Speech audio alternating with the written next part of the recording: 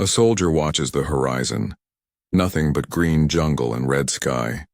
It's 1942, somewhere in the Solomon Islands. His rifle is rusting from the rain. His rations are gone. The enemy isn't the Japanese anymore. It's hunger, disease, and exhaustion. Then out of nowhere the sound of engines, deep, distant, and growing. Within hours, crates start falling from the clouds, stamped U.S. Army supply. To the men below it feels like a miracle. But it wasn't. It was logistics. Weaponized. I'm wars and myths, and these are the war stories they never told in school. When the United States entered the Pacific War in late 1941, it faced a logistical nightmare unlike anything the modern world had ever seen. The enemy wasn't just Japan. It was distance itself. From San Francisco to Manila, over 7,000 miles of open ocean, from one island to the next. Jungles that swallowed machines. Rain that rusted steel overnight. Heat that rotted food in days. Every rifle, every bullet, every drop of fuel had to be carried across that ocean. And at first, America wasn't ready. In the early months of 1942, Allied forces were still reeling. The Philippines had fallen. British and Dutch territories were collapsing under Japanese advance. The Pacific looked like a Japanese lake, one empire fueled by precision planning, facing another that barely had time to mobilize. But beneath that chaos, something was quietly taking shape, a new kind of war machine. Factories in Detroit, Pittsburgh, and Seattle started roaring day and night. The American industrial base was turning itself inside out. Not just to build weapons, but to build the roads, ships, and systems that would carry those weapons halfway around the planet. To win a war fought in fragments of islands and ocean, America had to invent an idea no one had tried before. Continuous war. No battle could pause for supplies. No front could rest to rebuild. The goal was a rhythm. Constant reinforcement, constant motion, an industrial heartbeat pulsing across the Pacific. By mid-1942, this invisible empire of logistics was already expanding. Civilian shipping firms were commandeered. New ports were dredged in the middle of nowhere. Engineers mapped islands that didn't even have names on Allied charts.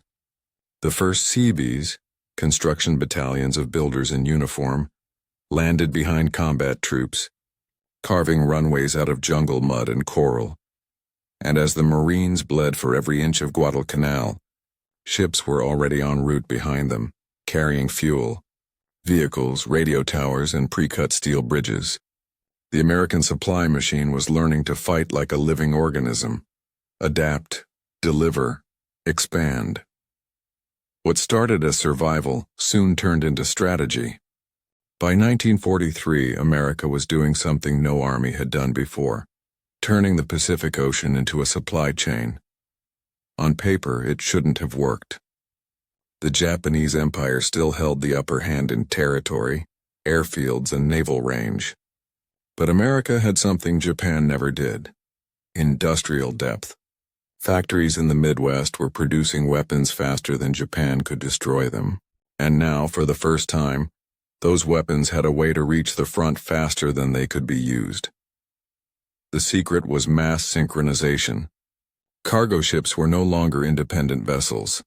They were part of a moving grid, a rhythm of transport that linked docks in California to forward bases in the South Pacific.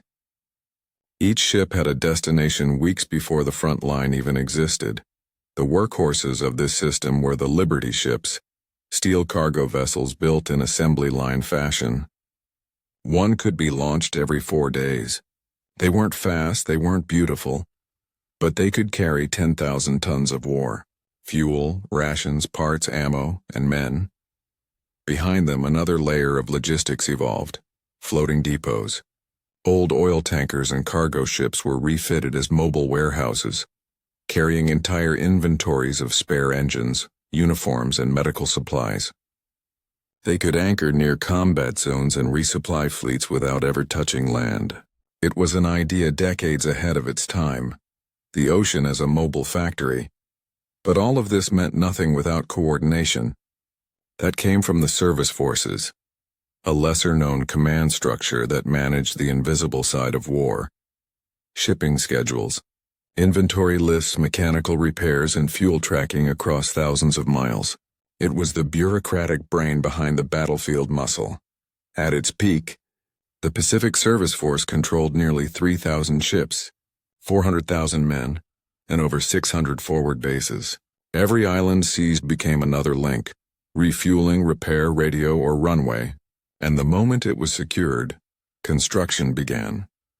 American engineers could land on a beach at sunrise and have a functioning airstrip by sunset. Bulldozers rolled off landing craft before the infantry had even finished clearing the jungle edge. The rhythm of war had changed. It was no longer measured in victories or defeats, but in throughput. To the soldiers at the front, it felt like magic. But behind the illusion were millions of man-hours, hundreds of thousands of ships' logs, and a simple but ruthless philosophy. If we can move faster than they can react, we win. And slowly, that's exactly what began to happen. The jungle war was becoming industrial. The Pacific was turning mechanical, and the line between factory and battlefield was disappearing. For the average Marine or Army engineer, logistics wasn't a word, it was salvation. When rations arrived on time, you lived. When they didn't, you scavenged. The tropics ate everything. Boots rotted in weeks, ammunition corroded inside crates. Even the canvas on tents would mildew overnight. On some islands, the heat made metal expand until gunbolts jammed mid-battle. Soldiers learned to measure time by the drone of cargo planes overhead, the difference between reinforcement and abandonment. But here's the thing. Those planes didn't just bring supplies. They brought momentum. Every crate, every gallon of fuel, meant another day the line could move forward. One Marine wrote home from Bougainville. When the cargo ships came in, it felt like the war had a heartbeat again. Back at headquarters, that heartbeat was carefully engineered. Admiral Chester Nimitz and General Douglas MacArthur, rivals in personality, united by necessity, understood that logistics was strategy. Nimitz, controlling the Central Pacific Drive, treated the ocean like a chessboard. Every move, from Tarawa to the Marianas, was based not just on enemy weakness but on supply radius. If the ships couldn't reach it, he didn't attack it. If they could sustain it, he owned it. MacArthur, meanwhile, in the Southwest Pacific, approached logistics like a river, flowing forward through New Guinea, hopping from one airfield to the next. His engineers followed behind every battle, carving runways from jungle and coral in record time. The moment a strip was operational, fighters landed. The next day, bombers followed. And within a week, the same site became a staging base for the next leap. Each commander had a different rhythm, but both were powered by the same industrial bloodstream: oil, food, steel, faith in the factory. While battles raged in the headlines, the real struggle was silent, against time, disease, and rust. Every ship that left San Francisco carried enough spare parts to rebuild itself mid-voyage. Naval tenders repaired destroyers at sea. Cargo ships carried prefabricated docks and floating cranes. Entire construction kits for new bases, shipped like flat-pack cities. The soldiers joked that America could build a city on the moon if it had a harbor. They weren't far off. This industrial approach reshaped how war was fought. Victory was no longer about holding ground or die, it was about maintaining flow. As long as the pipeline never broke, the war machine could expand indefinitely. And Japan, once a master of surprise and maneuver, was now forced to fight a war of attrition it couldn't sustain. As America's supply chain grew stronger, something subtle but profound began to happen. Technology and logistics started merging into one weapon. Every innovation in the Pacific had one goal: speed. The Navy's new fleet oilers could refuel entire task forces while moving. Ships no longer had to return to port. This alone changed the nature of naval warfare. Carriers could strike, refuel, and strike again days later. an operational tempo the Japanese couldn't imagine sustaining. The Army Air Forces, meanwhile, learned to use air transport as a strategic tool. What started as emergency supply drops turned into the backbone of entire campaigns. In New Guinea, C-47 transports flew through mountain storms to deliver ammunition, bulldozers, and even mules. Each flight meant another outpost didn't collapse. Each crate meant one more foothold carved from the jungle. The term logistics began to mean something new. Not just delivery, but domination through endurance. To the Japanese, it was infuriating. They'd built an empire on precision strikes and swift victories. Short wars won before the enemy could recover. But now they faced a country that could replace a sunken carrier faster than Japan could replace a fighter squadron. Japanese intelligence reports from 1943 and 1944 show a growing disbelief. Commanders described the American system as limitless production. One report from Rabaul read simply, "They do not pause." The Japanese Navy's supply lines, stretched and vulnerable, became its fatal weakness. Submarines picked them apart. Fuel shortages grounded aircraft. By the time Japan realized the scale of America's logistics machine, it wasn't just losing battles. It was losing time. But the more efficient the system became, the less human it felt. War was being turned into a process. Every bomb dropped, every advance made was part of a massive equation designed thousands of miles away. For many on the front, this was both awe-inspiring and unnerving. They were no longer fighting just men. They were fighting the output of a nation. Some American officers even questioned what it meant to win this way. If the enemy starved, collapsed, or simply ran out of fuel, was that victory and/or extermination by numbers? What started as survival in 1942 had become inevitability by 1944. The Pacific War had turned into an assembly line. Every island conquered became another link in the chain, another step closer to Japan, another node in the machine. And when that machine finally reached full power, it was unstoppable. They'd built an empire of movement, steel, fuel, and men. But on the horizon, the enemy was learning too. And soon both sides would find out what happens when logistics become the battlefield itself. It's late 1944. The jungles of Burma and the islands of the Philippines are no longer static front lines, and they're arteries. Every road, every dock, every airstrip is pulsing with American supply lines. C-47s hum through humid skies, dropping crates packed with rations, ammo, even prefabricated bridges. Bulldozers crawl through mud so thick that some soldiers joked it could eat a Sherman tank whole. But they kept moving. Because stopping meant death. At Leyte Gulf, it wasn't strategy that overwhelmed the Japanese. It was volume. Hundreds of transport ships offloaded tanks, trucks, and fuel drums faster than the defenders could count them. Within days, the beaches turned into construction sites.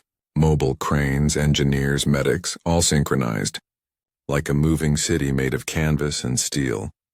One Marine officer later said, "It felt like the jungle was being paved over by America itself."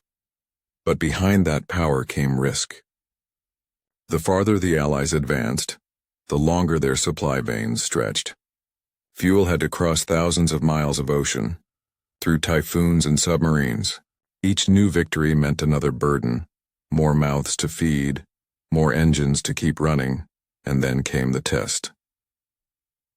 In the South China Sea, Japanese submarines began hunting the supply convoys, not the warships.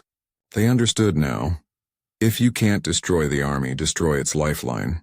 Within weeks, dozens of cargo vessels were hit. Oil slicks spread across the waves, proof that even the most powerful war machine could bleed. But America had learned its own lessons. For every ship lost, 2 replacements were already steaming out of San Francisco or Pearl Harbor.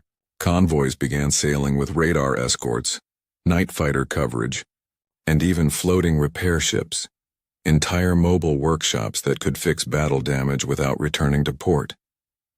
This was logistics evolving in real time. War not of bravery, but of efficiency. Every hour mattered. Every shipment meant another airfield built, another offensive launched, another jungle base connected by airstrip and fuel drum. And then, at the heart of this vast system, one man's vision turned chaos into rhythm. General George C. Marshall's doctrine of global sustainment.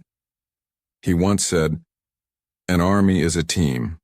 It lives, eats, moves, and fights as a team." By late 1944, that philosophy had become physical reality, a chain of men and material so well synchronized that entire divisions could vanish from one front and reappear thousands of miles away within weeks. The Pacific was no longer a map of battles. It was an assembly line. But this system had to prove itself under fire, and it would soon enough. Because ahead lay the largest amphibious landing in the Pacific, Okinawa. And this time the Japanese weren't just fighting to win. They were fighting to break the machine. For every ship that arrived on time, another broke down in silence. For every flawless landing, there was a fuel spill, a missed convoy, or a crew that never came back. The American logistics miracle was running at full power, but it was also running hot. The scale was so enormous that even a single mistake could spiral into chaos. At Lady Gulf, hundreds of ships crowded a narrow bay, each trying to unload supplies under threat of air attack. Ammunition and fuel were stacked side by side on open beaches. One lucky hit could have turned the harbor into a firestorm. Navy crews worked without sleep, moving crates under bombardment, diving into the surf to pull cables and anchor pontoons. And they weren't just fighting the enemy. They were fighting the clock. Every operation depended on sequencing, the precise order of supplies, troops, and machinery. If bulldozers arrived before the fuel, construction stopped. If food came before water, it rotted in the heat. A single delay could choke the entire system. Commanders called it the tyranny of timetables. The Pacific was so vast that a storm, a miscalculated course, or even a single lost ship could break the rhythm for weeks. And as the pace quickened, the pressure grew. In late 1944, the Typhoon Cobra hit the U.S. Third Fleet, a natural disaster that struck like an ambush. Winds over 100 knots, waves towering 50 feet. 3 destroyers capsized and vanished. Almost 800 men were lost, not to battle but to nature. When the storm cleared, Admiral Halsey's report was brutally simple. We were caught unready. It was a reminder that even the most advanced machine could still be humbled by the elements. Yet somehow, the system didn't collapse. Within days, replacement ships were rerouted, fuel lines reconnected, and operations resumed. That was the machine's real strength, resilience.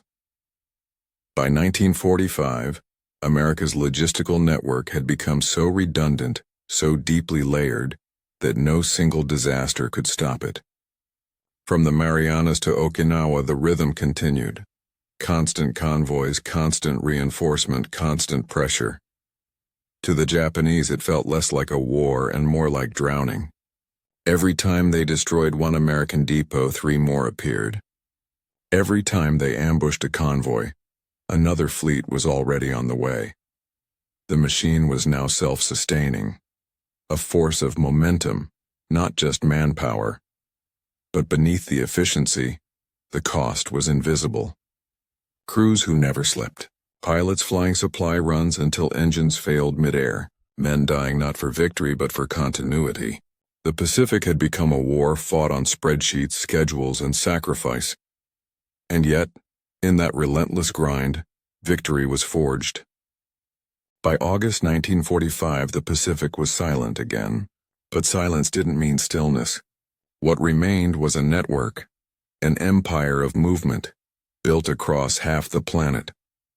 From the beaches of the Solomons to the airfields of Okinawa, every base, dock, and warehouse told the same story. This was how modern war would be won, not by territory, but by flow. When Japan surrendered, America didn't just control the Pacific militarily, it controlled its logistics architecture. The same system that once ferried tanks and torpedoes now carried food, medicine, and reconstruction aid. The same harbors that fueled invasion fleets became commercial ports. And from those bases, Guam, Saipan, the Philippines, the United States could now reach every major city in Asia within days. What began as survival had become infrastructure. The Pacific Network was the prototype for something larger, the blueprint of American global reach. The military called it readiness. Economists later called it the logistics revolution. Ships that once carried shells now carried steel. Air transport that supplied soldiers now supplied industries. Factories that built bombers turned to automobiles. The gears of war became the gears of peace, and at least in theory, but the truth was more complicated. For many veterans, the war didn't end when the guns fell silent. They'd seen how human life had been reduced to numbers, tonnage, fuel loads, supply quotas. To them, victory felt both triumphant and mechanical.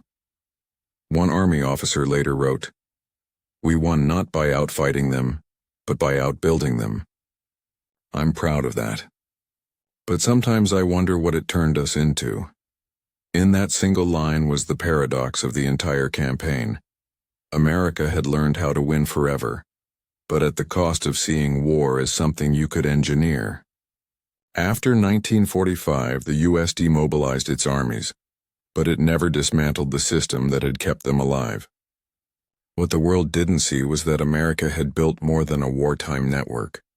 It had built a template for power.